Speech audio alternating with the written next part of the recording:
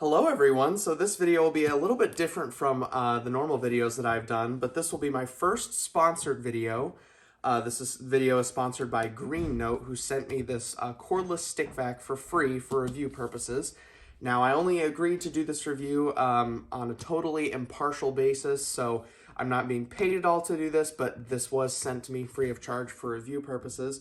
So I'm really looking forward to see how this machine performs. But let's go ahead and get right into the unboxing first, and then we'll move on to my usual formalized tests. So let's go ahead and cut the tape. And I must say this is a very small box, especially compared to other cordless stick vacs that I've bought myself. This is very small. So you can see it says, "Green your home from now on." Looks like the first couple things we have in here are our warranty information right here. Looks like it says 1-year warranty on there. Let's see. If we leave a 5-star review, it says gift 1 is 15 cash back, so maybe $15, or 2 HEPA washable filters. So that's pretty cool. And then here is our user manual. You can see it's actually pretty thick. This is thicker than the one I got with my Dyson, I must say. But it is in multiple languages, but just shows how to use the machine. All right, so it looks like here we've got our wand, and I assume this will telescope, but wrapped in plastic here. Kind of a brushed finish there. And then we can just push that button and that telescopes like that. So that's nice. And you can see there are pins in there, so this is electrified for the power nozzle. Looks like we've got sort of a dusting brush here.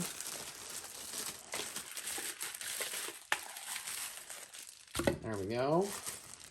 And that's just a little plastic insert. But this looks very similar to a lot of dusting brushes I've seen with Dyson products. But nice soft bristles. Good for dusting more delicate items.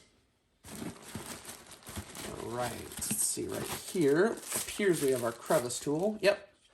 So traditional style crevice tool here. You can see it has 5 air vent holes on each side to just allow for a little bit of airflow to flow in case this end gets stopped up. So that's good, but very traditional crevice tool design. Looks like in here we have some screws as well as some anchors, possibly for mounting the wall mount charger for this machine. Let's see, and then we've got this brush along with looks like a little picking tool to get hair off the brush rolls, what I assume that's for. We got a brush on one side and then like a more solid comb on this side. And then we've got the pick on the other side. All right, let's lift that piece of styrofoam out. Looks like here we have our power nozzle. So here it is. Does look like it actually has LED lights on the front, so that's pretty cool. You can see very dense bristles on the brush roll right there, and all of these are quite soft. Yep, all of them are soft, so it doesn't appear to be any difference between the colors and the stiffness of the bristles. So you can see on there it says name cleaning head and voltage 22.2 volts and then power 15 watt. So a 15 watt power head right here. Next up we have our HEPA filter right here. This actually, if you can't tell, appears to have a little bit of a screen on it from the factory. I'm not sure if that's something you leave on. I assume I take that off because it has a little pull tab on there. But there's our filter. And according to the manual, this is washable. This appears to be our charging base right here. So this can be mounted on the wall. And it looks like the output is 26.5 volts at 500 milliamps, so half an amp there. But there's that. The charging cable does appear to be built in here. I'm sure maybe if you took these screws off, you could get it out, but looks like it's not meant to come apart from the dock. All right, some more packing pieces. And then the final item in the box appears to be the vacuum itself. I'll scoot this box just a little out of the way there. So here it is. You can see the machine. We've got our trigger to turn it on. Obviously, I'm probably going to want to charge this first. And then this button appears, oh wow, appears to, yep. So you can actually remove the entire battery assembly there, which is kind of nice. And then here's sort of the bin assembly. And it does feel like, yep, so the motor, you can actually see the fan in there. This is actually the motor. You can pretty much take it. Obviously, you can't get to it without taking screws out, but that's the motor right there. And then here's our bin. And they did include already a washable HEPA filter in the bin. And then we have the sort of screen part of the Cyclone. Let's see if we open up this bin. Yep, there we go. And so that comes out. There's the mesh part of the Cyclone. And that just snaps in. And we can lock our HEPA filter in. So there's the bin. So very cool, actually, that this machine comes apart so easily. But as you can see, it's very easy to just snap the motor right on there. You can see there I am running it without the bin. And then there's actually some locking symbols here on the bin. Ah, I see. So I think what we have to do is put the bin on first. Yep, so put the bin on first.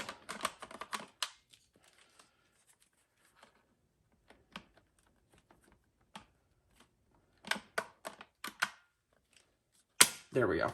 And then lock it back in. So there's the complete unit. So now I think we're good to go. Yep, and there are some really nice instructions on there. I kind of figured it out already, but they do have instructions. So now let's go ahead and get this battery charged fully. Looks like it just has 1 bar right now. So we'll go ahead and get this battery charged up all the way. And I'll show you the machine running, and then we'll move on to the tests of it. So we got the unboxing completed, so let's get this thing charged.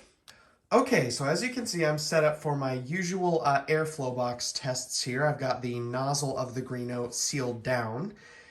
And you can see I'm going to have to attach the part of the hand vac later because when I attach it, it wants to tip to one side, so I'm going to have to stand there with it during the tests. But we're going to go ahead and do 4 measurements, one on low and high speed with the filters in and the filter out. So there's a HEPA filter in there that has a screen around it, so we'll take that out for 2 of the tests to see what kind of effect that has. Now I will say, after I took this machine out of the box, I immediately went to charge it. I did not use it for anything. And then I went and sealed it right down on the airflow box. So this should be the best numbers that this machine could achieve because I haven't used it at all to pick up any dirt whatsoever. So completely clean filter, Cyclone assembly, bin, everything. So let's go ahead and get started. We're going to start on low speed with the filter in, obviously. And there's no way to shut the brush roll off on this machine, so all of these tests will be with the brush roll on. So here we go, low speed. We'll attach the, there we go. And let's go ahead on low speed.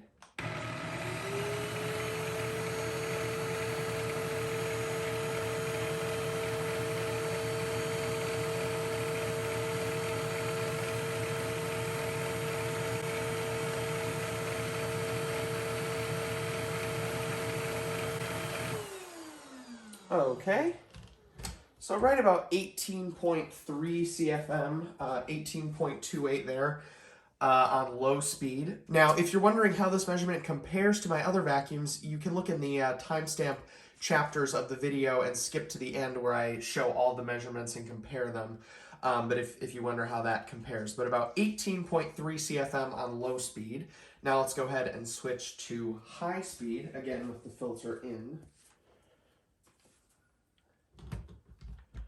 So here we go. Make sure that's locked in.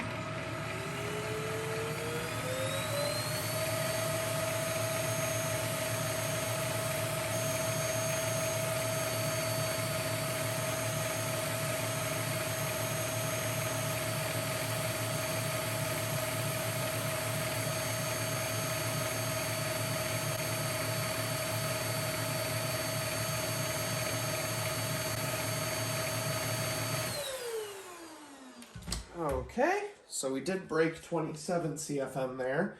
So about 27.34 CFM on high speed. So now I'm going to go ahead, we've got the unit itself here. I'm going to go ahead and take out that filter. There we go. So there's that. Then we just rotate the motor here and that comes out. And then in here you can see we've got what they say is a HEPA filter. And then we just rotate to lift that out. So there's that with the screen on it. So now we can go ahead and reattach the motor to the bin and then reattach this whole assembly to the battery. There we go. So that's all back together now. So let's do 2 more tests. I'm going to go ahead and reset the anemometer here. Our next test will be on low without this filter, and you can see this filter is completely white, never been used for anything other than tests.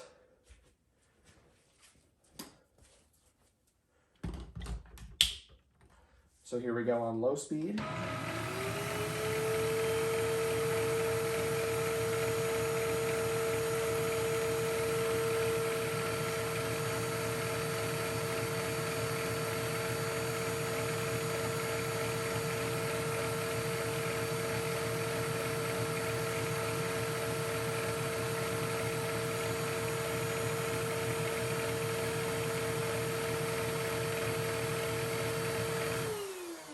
So that's actually pretty interesting. From what you can see, it actually appears that that filter does have some sort of a seal that seals it up, because that is lower than what we were getting, about 5 CFM less than what we had with the filter in. So obviously, you should never run your machine without the filter in it, since this is really what protects the motor from having dust going into it. So it's really important to have that filter in. Just to make sure that I put it back together correctly, I'm going to run it again one more time with the filter in, just to make sure we go back up to those numbers. So we'll go ahead and do the same thing where we detach the bin here. Very easy to do.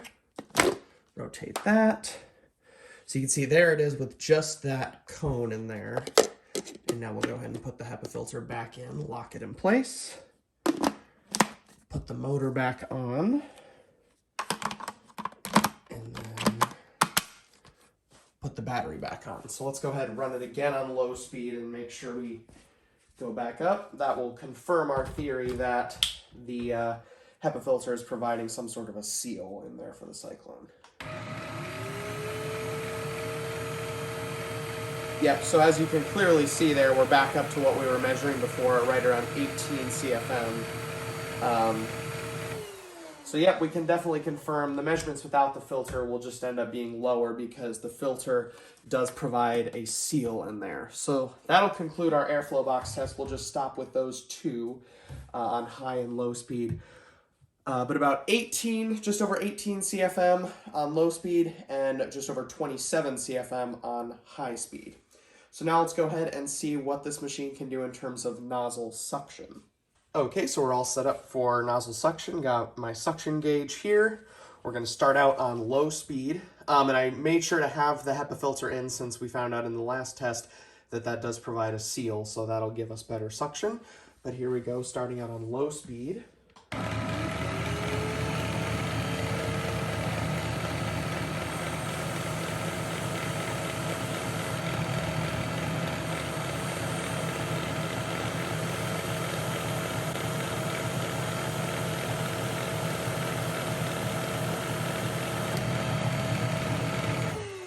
Okay, so I saw about 7 inches of lift there.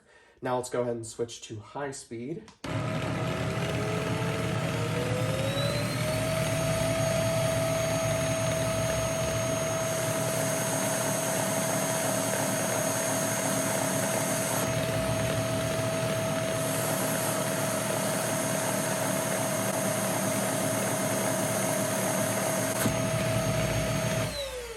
Okay, and about 16 inches of lift on high speed at the nozzle of suction. So now let's go ahead and do some airflow measurements from the actual unit itself, sort of in an attachment configuration. Okay, so we're all set up for our airflow tests at the actual inlet of the machine itself. So let's start on low speed.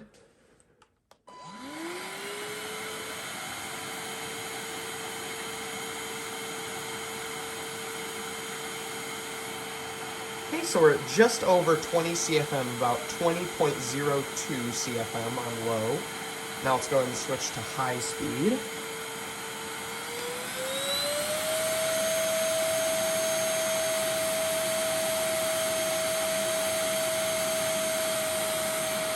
And that's about 29.8 CFM, so almost 30 CFM on high speed. So if anything, that shows that it's really not losing too much CFM going from the machine itself down through the wand and out the nozzle. So you can see right about 30 CFM, and I'm pretty sure we were just over 27 CFM at the nozzle test. So that's pretty good. That shows there's a pretty good seal with that wand connection to the machine and with the wand's connection to the nozzle. The fact that we're only losing, just under 3 CFM traveling that distance. So that's pretty good. Now let's go ahead and do our suction tests from the unit itself. So I've got my suction gauge hooked up, and I did have to tape it here because there's a little bump out for the tool clip, so it's not perfectly round, but I taped the gauge, so we've got a nice seal. So let's go ahead. Yep, so you can see that. Let's start on low speed.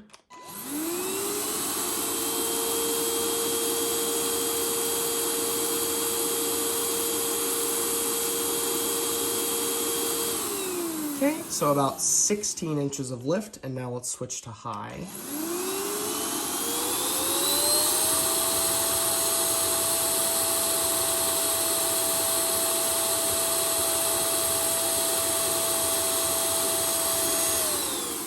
And that was about 34 inches of lift. So there is definitely a decrease in suction when going from the inlet of the machine down to the nozzle, but about 34 inches on high speed. So now that we've done all of our tests from the actual machine in sort of an attachment configuration, let's measure this machine's brush roll speed. Okay, so let's start on low speed for our brush roll speed test.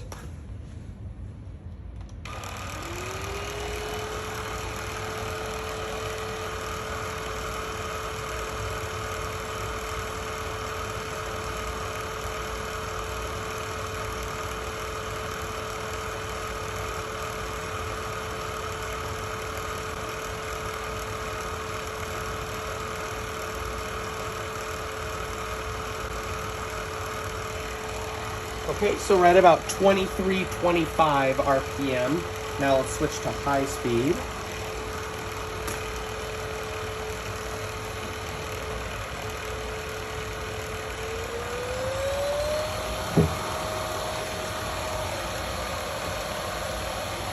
Okay.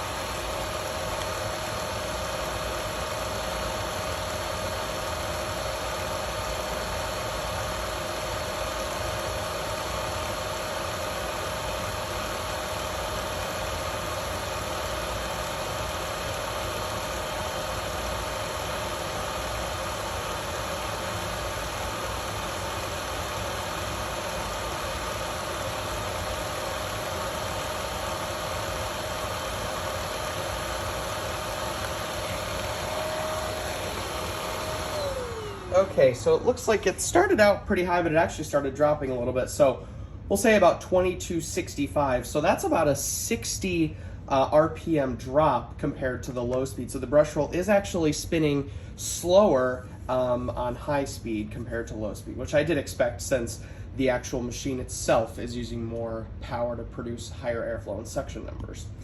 So now for our very final test on this machine before we do the overview, we're going to do a particle count test. So we've got my HT9600 particle counter set up right against the where the exhaust of the Greenote comes out. And you can see I've got it stacked on a few boxes here for my hold peak anemometer and the box for the particle counter itself.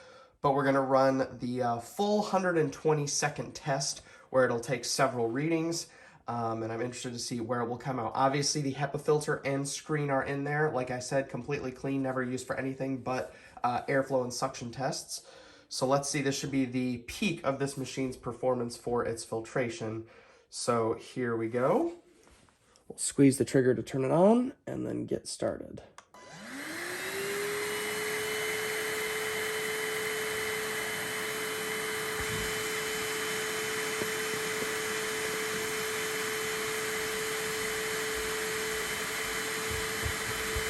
Okay, so here comes our first reading.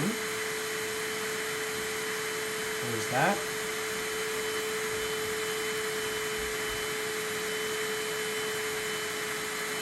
Okay, here's the second reading. Okay, so it did improve.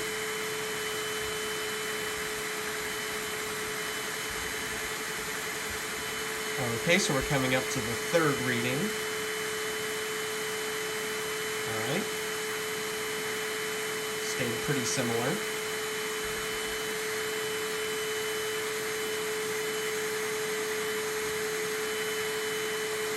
Okay, and then here's the fourth and final reading.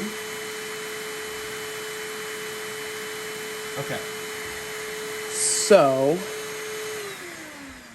I'm not sure if this is just my machine, but that filtration is definitely not HEPA standards. You can see that the little line there is well into the green, so this air is fine, but it's certainly not being filtered. You can see even on the 10 micron right there, we are still seeing 6 particles there for that size. So it appears, if you look at the actual, let me zoom out here. If you look into the vent there, you can see sort of a foam filter right there as kind of the final post-motor filter. And then what they're saying about the pre-motor filter is that it is HEPA. But ultimately, that doesn't really matter if the post-motor filter is just this basic foam. That's not really going to do much in the way of filtration. So I will show you up close the HEPA filter. So there it is, and I can even take the screen off. So this is in really perfect condition. You can see right there, absolutely no dirt in it whatsoever. So even if this is HEPA quality, we may even just be reading carbon dust, honestly, from the motor, since that is just a foam filter as the final post-motor filter. So now that we've got all of these tests completed, let's go ahead and do a quick overview and comparison of the results that we just got from the Greenote GSC40. All right, so you can see I've got all of the test results here on this first slide at least of the Greenote GSC40. And as you can see, I've got it compared to my Dyson V15. Now, obviously, these machines are in wildly different price categories, so it's essentially comparing a very budget machine to a very premium machine. But this is just to give you an idea of where these machines are at. So as you can see, starting off with nozzle airflow, the GSC40 on low speed getting about 18.5 CFM, and on high speed getting just over 27 CFM. Now, to put it in context, the V15 on its lowest speed gets 30 CFM. So even on its highest speed, the Greenote isn't quite at the Dyson's lowest speed, but still some decent results. As far as attachment airflow, one encouraging sign actually is that the Greenote doesn't lose very much airflow going from the unit itself down to the nozzle. You can see on low speed, for example, it went from just about 20 CFM from the unit itself down to 18.63. So that's a pretty small loss considering it goes down the wand and then in the nozzle there. So that's a pretty good loss, tells me this machine is well sealed. And then about 30 CFM on high speed in attachment configuration. So again, with the high speed of the Greenote, it's still falling below even the low speed of the Dyson. In terms of nozzle suction, this machine wasn't too great, only about 7 inches on low speed and about 16 inches on high speed. Obviously, airflow at the nozzle is more preferable to suction. That's what you need more for cleaning dirt out of carpet. But in terms of nozzle suction, this machine isn't too good. Again, you can see on its high speed, the GSC40 pulled about 16 inches and the Dyson pulled 14 inches. So just slightly more than the Dyson's very lowest suction measurement on the low speed. In terms of attachment suction, it's really the same trend. 16 inches of lift on low speed, and then on high speed, 34 inches of lift from the Greenote. Brushroll RPM, this is a common thing among most stick vacs. The Brushroll RPM decreased from 2325 RPM down to 2260 RPM when we turned the Greenote onto high speed. So it's a decently small increase, but honestly what I'm worried about more is, as you could see in the test, the RPM was steadily dropping, especially in high speed, as the battery drained. Now the battery was fully charged, so it's not really that encouraging of a sign that it was already starting to drop pretty gradually, even though the battery was at a full charge. And then the Dyson V15, obviously as a premium stick vac, the brush roll speed didn't differ at all, and it's almost twice the brush roll speed of the Greenote. And then finally, the nozzle CFM density. I believe the Greenote actually has the smallest nozzle size of any vacuum that I've tested on my airflow box. It's less than 10 inches squared. It's a very, very small cleaning area. So doing a large room, for example, takes quite a while with the Greenote. So actually the CFM density numbers are pretty good. About 1.9 CFM per inch squared on low speed, and about 2.78 CFM per inch squared on high speed, which those numbers are, as you can see, actually greater than those from the Dyson, since the Dyson has a significantly larger nozzle opening. So that's pretty interesting. So now let's go ahead and move on to the next slide here. So this slide shows the nozzle airflow measurements again, but also with the runtime. Now the runtime numbers are actually measured by myself. These are not the company numbers, so these are measured by myself while running the machine on my actual test carpet that I use to test machines. So it is under load. And actually the Greenote impressively actually exceeded its numbers for both low and high speed. I believe Greenote quotes 30 minutes on low speed and 15 minutes on high speed. And as you can see there, for the runtime column for the GSC40, it exceeded both of those. Now, obviously, it's far, far behind the V15, getting about 32 minutes on low speed, where the V15 gets 62 minutes on low speed, both of those with the motorized cleaner head attached. But considering especially the price of the GSC40, it's only about $150 compared to the $700 Dyson.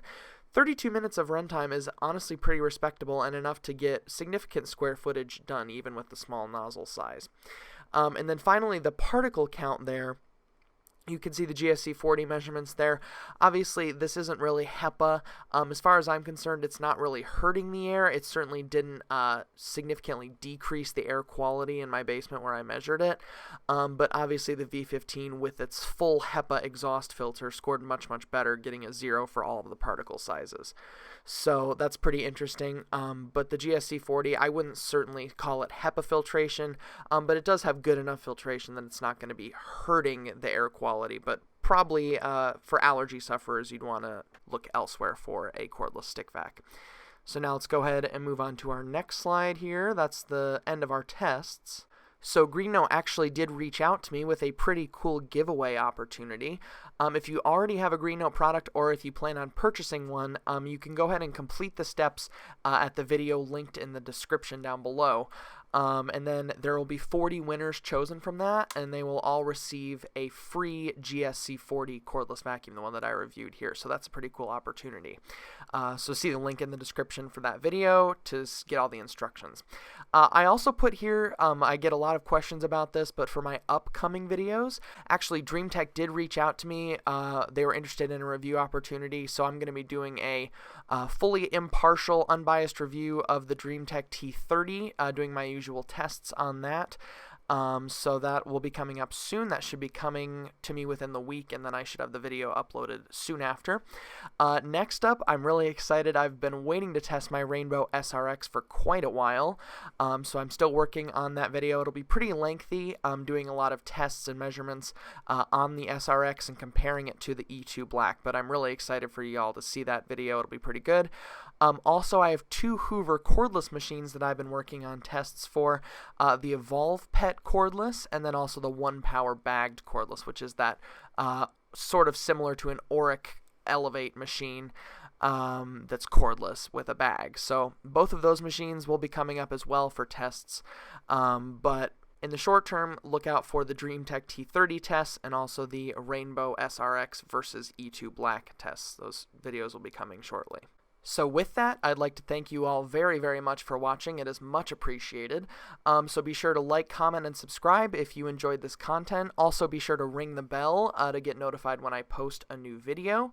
You can also see there, I'll have a link to another one of my videos if you'd like to watch another one, and also a link to subscribe. It would be very much appreciated. So thank you all very much for watching, and I'll see you again in the next video.